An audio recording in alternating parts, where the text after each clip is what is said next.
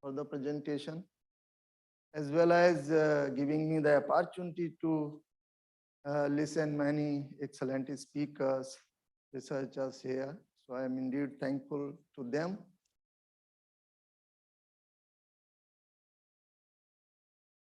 Let my PPTs come. Actually, I am going to discuss about the use of cold atoms for precision measurements. Some of the work we are also carrying out in this direction.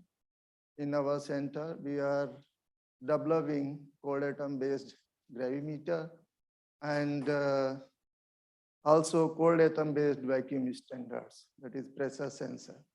These are two major sensors we are developing at RRCAT. I'm going to talk about the progress so far. Of course, the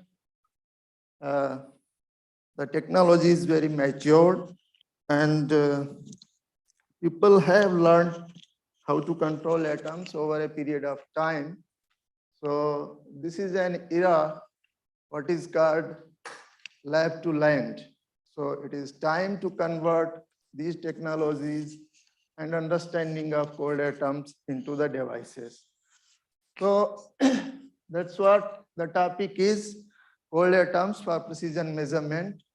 And there are many devices around the world have been developed, and many of them have achieved the accuracy or precision more than the state-of-art devices existing through conventional ways. So cold atoms have proven to be very sensitive and very accurate tools for measurement of various parameters. So many speakers here talked about frequency and time measurement, then sensors for magnetic field and electric field. Then I think many people, I have not heard too much about inertial sensors, that is rotation or acceleration measurement using cold atoms.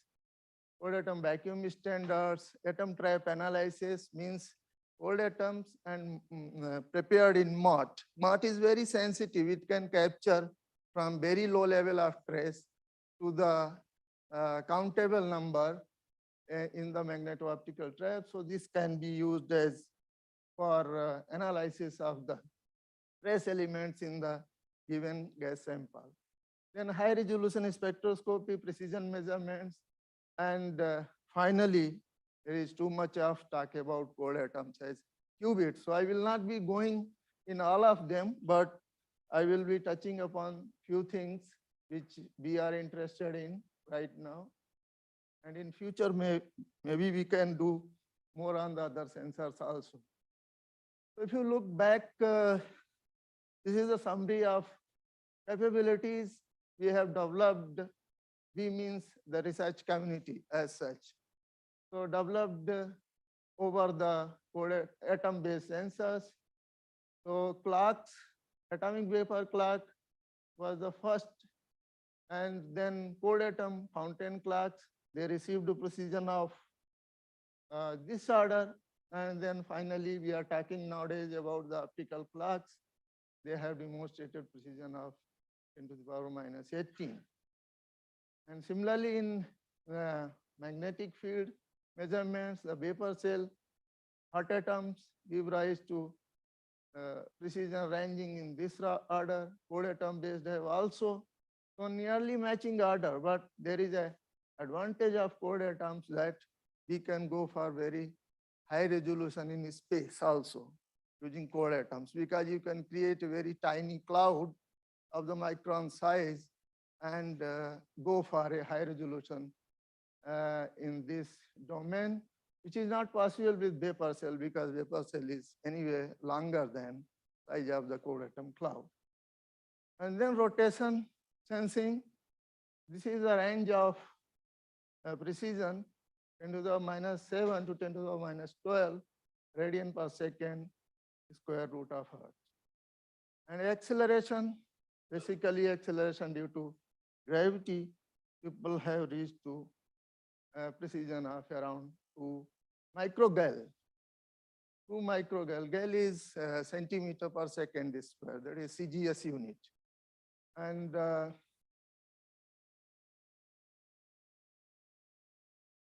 so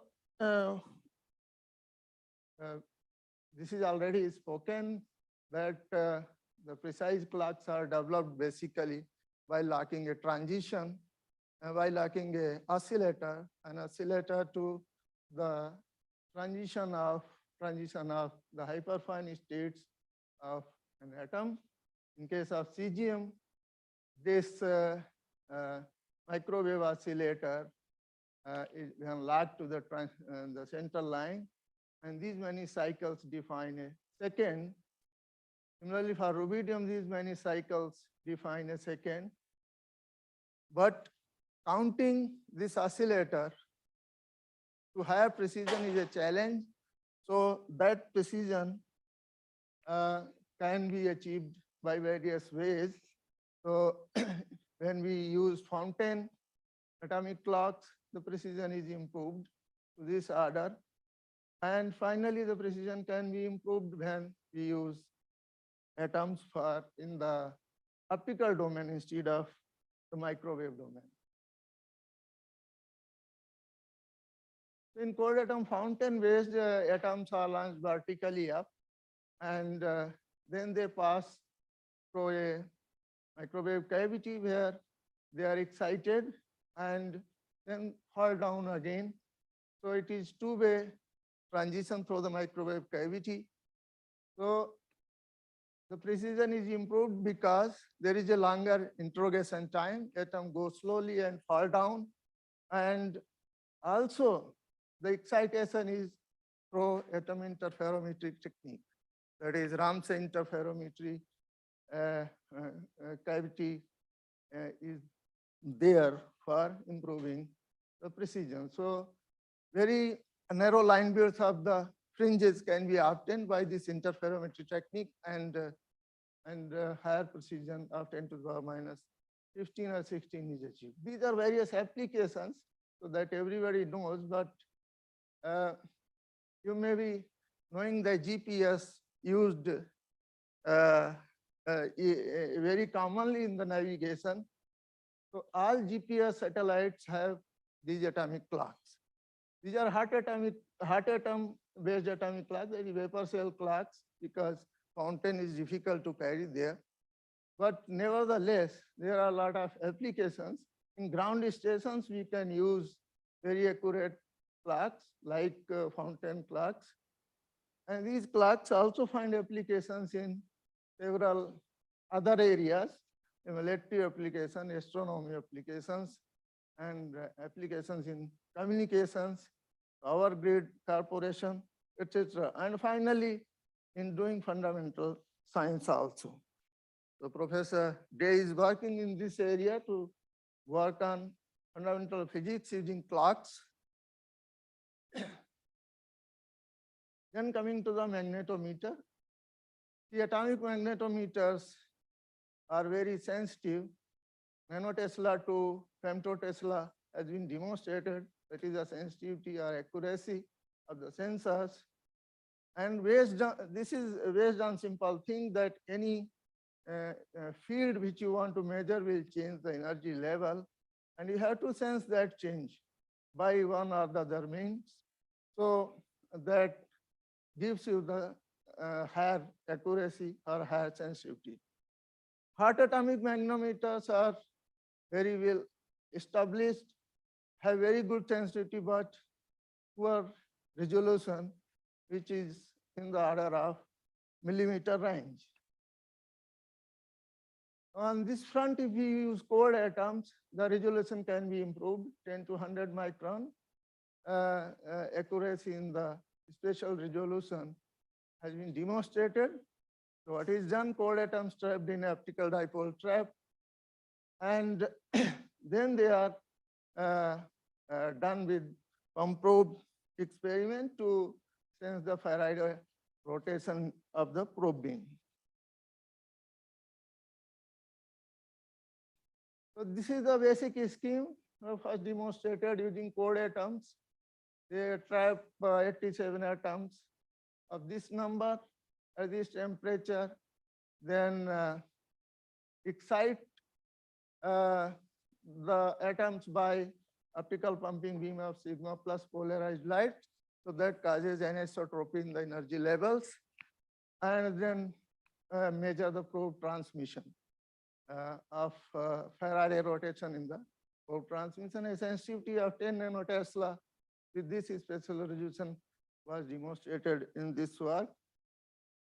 Similarly, 3D vector sensing can also be done, which is also demonstrated using cold atoms. Nowadays, there is a lot of interest in measuring weak RF field using cold atoms. So there are some details available. Very weak nanotesla level field measurement has been demonstrated using cold atoms. There are several applications of these precise and high resolution magnetometers in biomedical application to measure weak field coming from brain, heart.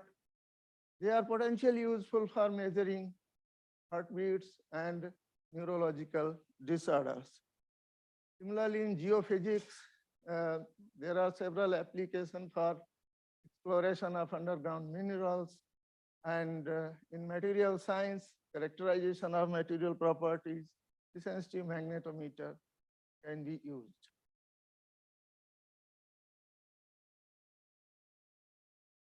Now, I'm going to talk a little bit about the atom interferometry based sensors. It is like atom gyro and gravimeters. So, cold atoms work, sensors, atom interferometry sensor work on the basic principle of mass gender interferometry. So if we have a mass gender interferometer, for example, using laser or any optical source, then optical source is divided into two paths. And so first beam is splitter, then reflecting mirrors to divert the beam, and then finally here you get the interference, so that is called a recombining mirror. And if you see the interference pattern here, that is the intensity is given by this, that is a continuous curve here in this diagram. Now suppose if we have some rotation in this interferometer, so there will be additional path difference due to rotation. One will travel more as compared to the other beam. So then this fringe which you observed in the interference is shifted, and the shift delta phi is dependent on the rotation. So this basic concept is for you have phase difference between two arms of the interferometer, and that gives you sensitivity about the rotation. In cold atom mass gender interferometer, the same thing is achieved through a different mean, not exactly the same, but here the stimulated Raman transition between two levels is used to divide, recombine, and for interfering these two paths. So an atomic source or atoms are coming to this point where pi2 pulse of this Raman transition is applied. That means it will create a coherent superposition of two hyperfine transitions A and B, and so the excited part will go this side and the original part will go in the same direction, and then pi pulse is given. So then this is reverting back the direction for recombination of this path and atoms here, and finally this is pi/2 is the interferometry pulse, so that interferes, and that makes the interference In fact, you see, this is not a physical interference here. The interference occurs between the transition probabilities of two hyperfine states of the Raman transition. So it is called internal state interferometry, not the physical interferometry actually. Now this diagram may enable us to understand here this initially A and B states are split like this. So this is after pi by 2 pulse, and after pi pulse, the wave function will look like this, superposition of this, then finally interfering pulse so here. So at the end of the pulses, the phase is accumulated between two paths, phase difference, and that phase difference can be this. So the phase difference has to be 0 if there is no action, no other action on the atoms. But if there is action, inertial action like rotation, then this is the additional phase difference will come between two paths. And if it is any acceleration, such as gravitational acceleration, then phase difference is this here. So where k is the effective wave vector and g is the gravitational acceleration and t is time. Time means the time between this interrogating pulses. So this is t. So this is proportional to capital T, pi by 2 t, pi t, pi by 2. So this is the sequence given. Now once the delta phi is there, the additional phase difference, then accordingly the population in A, that is lower hyperfine state, or B is given by this, which is dependent on delta phi. So if phase difference is there, then you will have change in the population, and measure the population in the state gives you idea about the phase difference that is seen by atoms between two arms. The first demonstration of rotation sensing was done by Stanford group in year 1997. So this is the experimental layout. They measure the population here, detect the population in the excited hyperfine level through PMT, and measure the rate of rotation of the interferometer. The accuracy was about 10 to the power minus 8 radian per second to hertz. You see if you compare with the light atom interferometer, this is the ratio of phases for atoms as well as light interferometers. So the ratio of the phase accumulated is 10 to the power 11. So there is a lot of superiority of using atoms over the light interferometers, but this is not the actual number. The number will be less because the atom interferometers have less area. And but if you treat area equal, area of the interferometer equal, then this is the number. So this tells, these are some results. The Ramanujan pulse interferometer have given the sensitivity of this order, then laser interferometers give sensitivity of this order. Commercial optical gyroscope, the rotation measurement basically is looked important for several navigation applications. So this rotation sensor or gyro is used in many places, and these are the applications.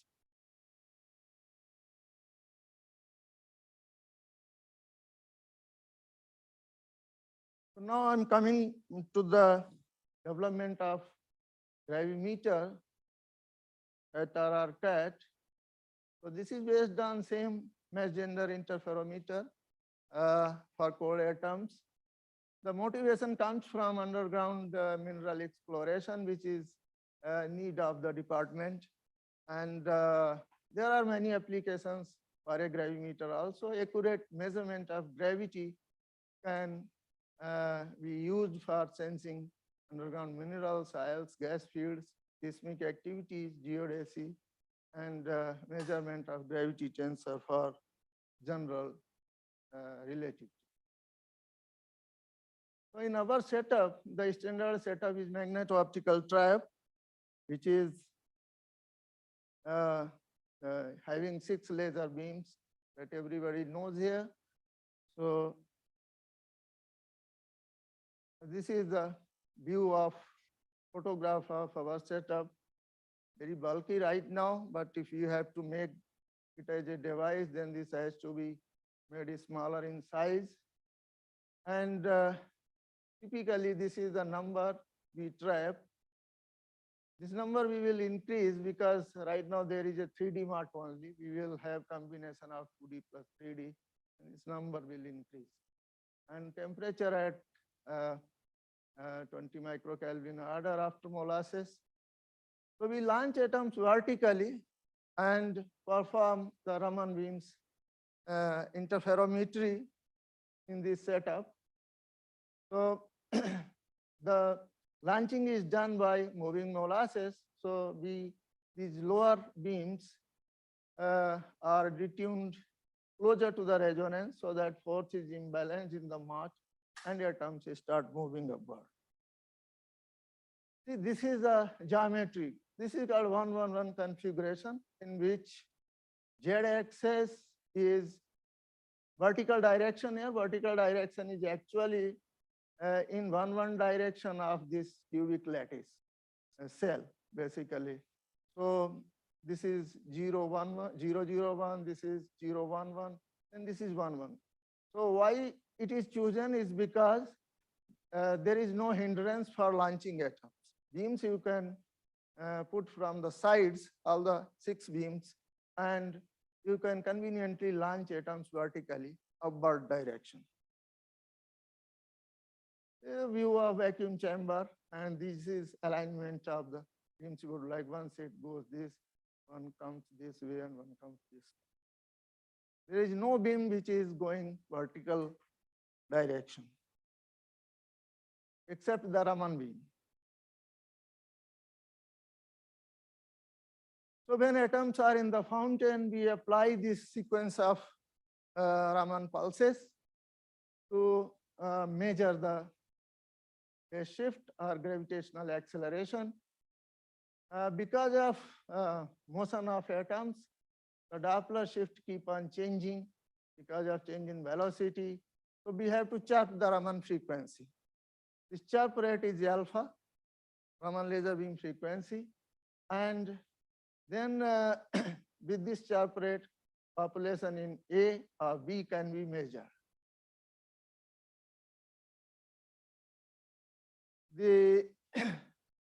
This is the interference fringes we get, that is population as a function of chirp rate.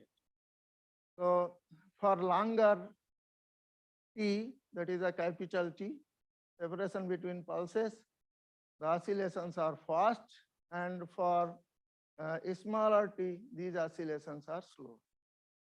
So what is to be done? Actually, you have to do for many values of T and then find a common maximum. The common maximum of these interference fringes, for example, this is for 5 milliseconds, this is for 10 milliseconds, and the common maximum gives you the 0 delta phi phase that is compensated for change in gravitational phase with the Raman beam phase. So this is delta phi is equal to 0, and when you put delta phi is equal to 0 here, so kg minus k effective g minus alpha is equal to 0. So if you know the chirp rate, you can determine g. So we have determined value of g here, that is 9.7 up to 5th decimal place. That is the initial observation. So this is corresponding to 3 milligal. And we have to improve it by making longer T. And also there are other improvements to be done in the setup. For example, increasing the number, so our noise, signal to noise ratio improves. These are the modifications we have to do in the future, and not very far. We have to do in few months, because that is our PhD target also. So can I ask a question? Yeah, sure. What about the systematics, other systematics like blackboard Well, radiations? systematic errors will be there. We have not studied much about the systematic errors, but for example, perfection in the mott, temperature in the mott, and there is a frequency drift in the mott beam. So these are to be performed, frequency drift in. Error, but Yeah. I'm talking about like Stark shapes or BBR shapes like that.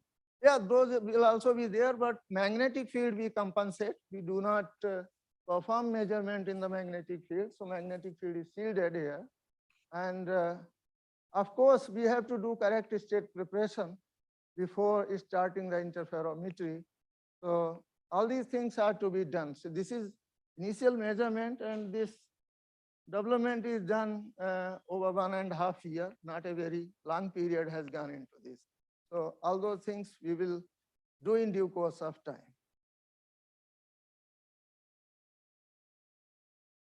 In another area which we are working is the cold atom vacuum standards. So you know whether we have mott or magnetic trap, the losses in the trap are determined by the background collisions.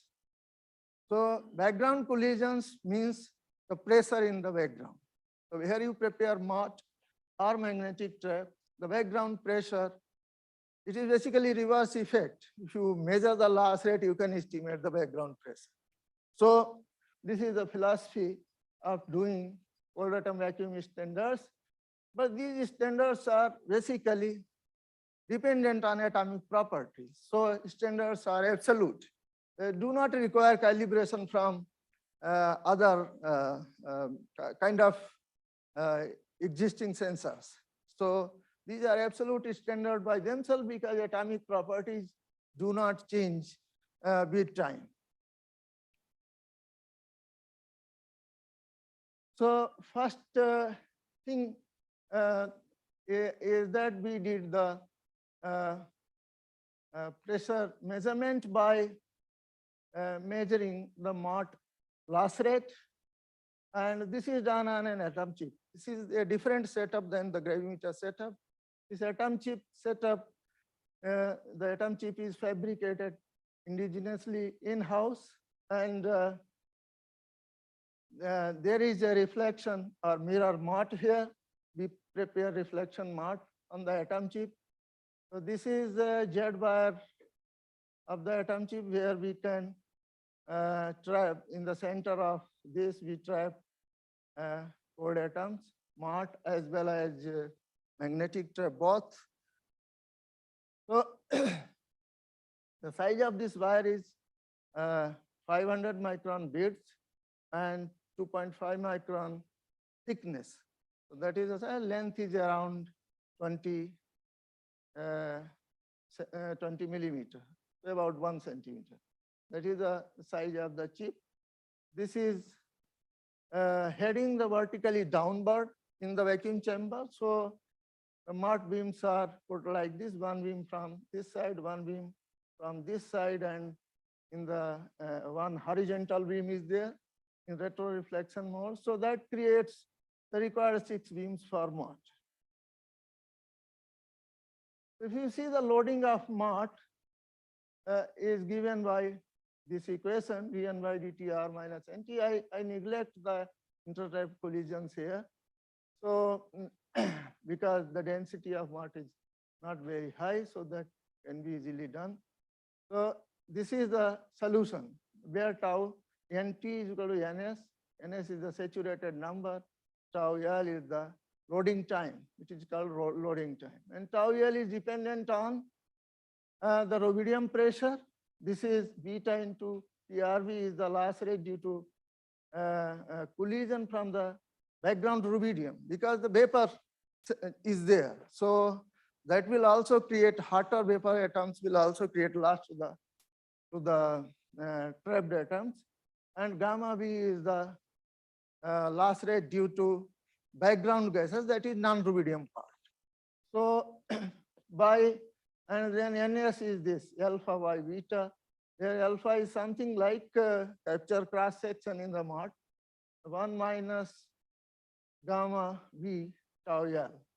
So if you measure NS versus tau L, the graph is looking like this and extrapolate the intercept. So you can measure gamma V as well as beta, alpha, and beta is the basically collisional cross section between rubidium. So that is standard parameter given in the textbook. So we use this as beta, then we can evaluate alpha and gamma B. So by knowing alpha and gamma B, we can estimate the pressure of rubidium vapor inside the chamber as well as non-rubidium pressure. So these are the values we measured. So rubidium pressure around this time, at this greater current, and rubidium pressure around this time at this greater current. This is the value. So it is of the order of 10 to the power minus 10 torr, and total pressure is something like this. So we can measure rubidium and non-rubidium pressure both. Now in a slightly different approach of doing this, because you have to measure N. So there can be a lot of uncertainty in the measurement of N. So that uncertainty will reflect here in the pressure measurement. So to avoid that, we have adopted a different technique, that is measure only loss rate. Don't worry about N, so the saturated number. So if you try to measure loss rate, this is the equation. dN by dt, loading rate minus gamma V N minus beta N. This is average density, this is number in time. So you get this kind of loading at various intensities of the laser beam. So here the gamma, the total loss rate in the mode, the inverse of this is loading time, and gamma has two components. One is background. This beta is slightly different from the earlier beta. So this is intertrap collision loss rate. This is beta here defined. And gamma B is the total background loss that contains the loss rate from rubidium and non-rubidium, both kind of atoms in the background. So if we operate mode at very low intensity, that means the number density is very small. In that approximation, we can make this term nearly zero, and the loading time is dependent on gamma B only, where gamma B is the loss rate from rubidium as well as non-rubidium background in the gases in the background. So we operate at very low intensity, that is in this around here, in this region. And when we operate at very low gator current, so gamma B measured as a function of dispenser current.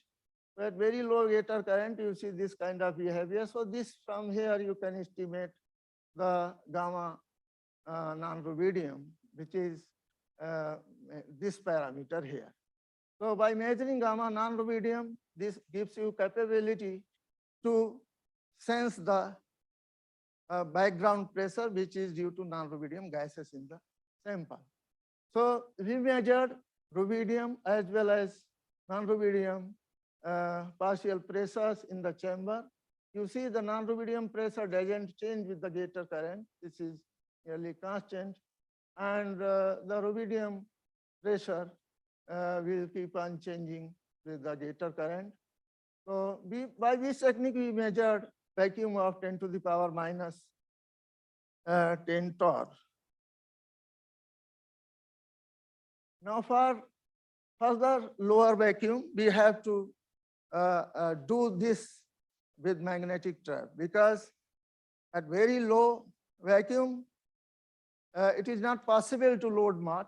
So we have to do the mud loading before and keep the magnetic trap on till vacuum is, the rubidium gases or the other things go out, and you reach in the ultra high vacuum regime less than 10 to the power minus 10 torr. So for this, we have to do magnetic trapping. And for this, on atom chip, we can do the magnetic trapping by applying a weak current in this wire, about 1 ampere in this wire of Z shape, which creates a IFE Pritchard kind of magnetic trap.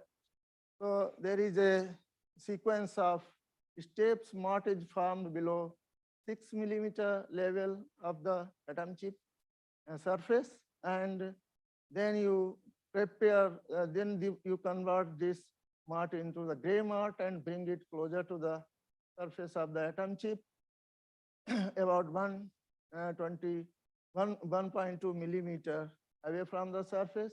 And from here you transfer atoms into the atom chip magnetic trap. So we have done this trapping, and lifetime is not very good right now, but order of a second lifetime has been achieved in this magnetic trap. And when we optimize this lifetime, we will perhaps try the pressure sensing using this magnetic trap.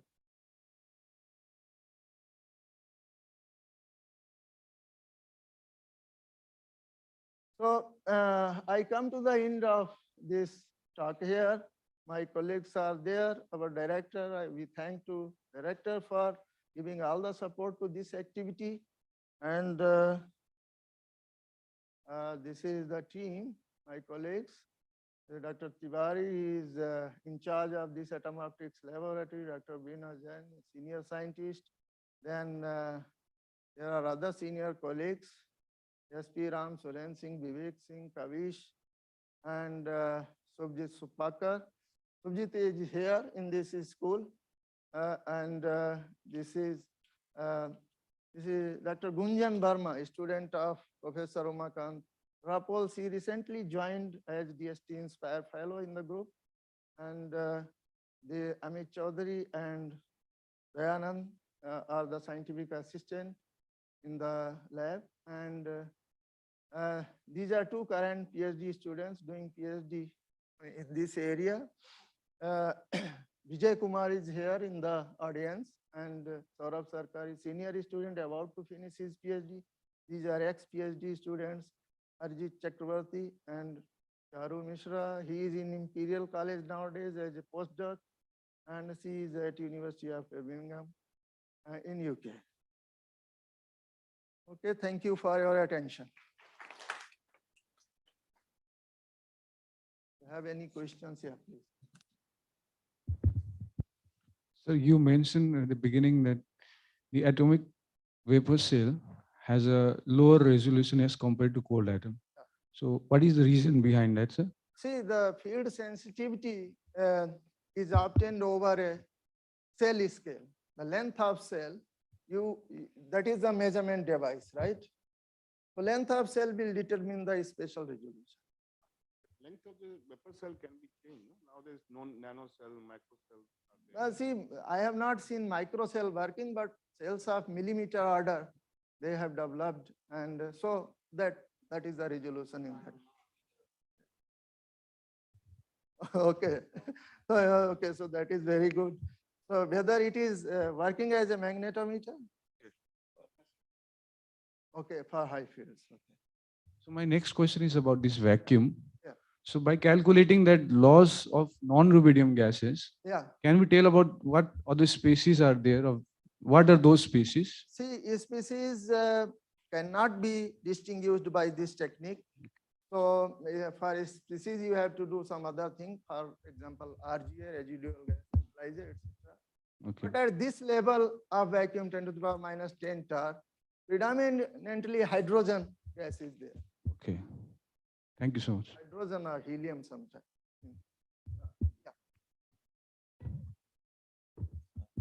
Very nice. So I just had a couple of questions. One about this pressure sensing Yeah. using magnetically trapped atoms, which you want to do later. Yeah. Right? So, so typically in a magnetic trap, especially close to the surface, so there are other losses. For example, there will be losses to the surface, and also Correct. magnetic field fluctuations, parametric Yeah. losses. Right. So all those things are Yeah, you modeled? see, not, there is some degree of understanding is there. People have done some work in this area. But I think we will also do something as we progress in the field. So can't predict right now, but definitely what you are saying is correct. The chip surface Yeah. is likely to give some uncertainty in the Depolarization measurement also, yeah. of the vacuum. And also any leakage light at 10-12 level, True, means I am true. aware that this Do is- all that. Yeah. So this is one. Another about the gravimeter. Yeah. So it's kind of linked to the question about systematics. For example, the level you are aiming. So what are the main source of systematics for your gravimeter? See, systematics come from many things, because if you have some unknown drift in the Raman frequency, Oh, sure. so that is one systematic. Mhm. And for example, your detector circuits, Mhm. so they are also source of errors. So all these things are to be optimized. See, that is all a future work. No, actually, I was asking about this black body radiation shift. What's the role of that? Because what you are basically mentioning about the instrumental errors. Yeah. But the BBR shift, black body radiation shift. So if Oh. you want to estimate that, how accurately you need to know the polarizabilities and so on. That is right. No, So you gave your answer yourself. So you are right. You have to, for those changes, you have to do that. Dr. Mishra, and when you are talking about the measuring pressure with your mot loss rate, and you have that mot in the chamber only. Right. But if you are talking about making it as a standard, how will you connect to the other things what we want to measure? Yeah. So this is another area in which people are working. Nowadays, actually, we have also developed a single beam and single optical element mode. So you have a prism, hollow prism kind of thing, and there you put a single laser beam that will be marked. So you make this setup compact and connect it to the UHV chamber. The second thing is like about the pressure standard, what Yeah. you are talking about. Yeah. You have many of in the equation, there are many kind of coefficient like alpha, beta, what Right. you have to make out during your measurement. Yeah. So they are not like a constant or universal constant that you can universally use in any system. It is a system dependent parameters.